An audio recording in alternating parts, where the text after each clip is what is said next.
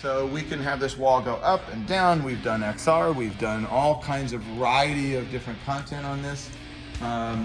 And you just wouldn't really know that this is an LED wall. Very good. We have DSMs for clients, all routable, so that people can see their presentations, they can see remote callers, they can see program, they can see individual cameras. You can have directors who sit out here and want to look at multi-cameras and time code. We have track dollies, we have jibs that come in. So we've done a whole variety of different camera systems in here. So we can go from 1 camera to 3 camera, jib, whatever the desire.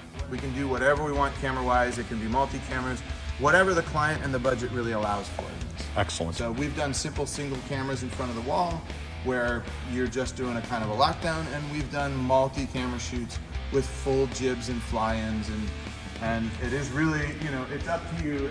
As some people like to call it, it's a sandbox. You can play in it any way that you want.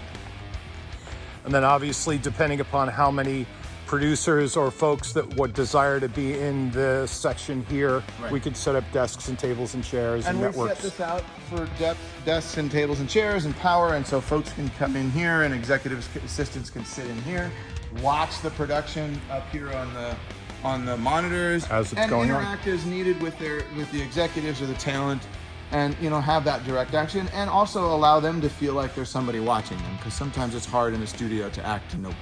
Sure. So this is a way in which people can feel, you know, that there's an audience out here and get what they want to get done. So this is great. Thank you, Kurt, for your insight and the tour. Anytime. Sure, we'll have more questions, and if anybody has questions, they can reach out to us anytime. You got it. Thank you very much. Thanks for watching.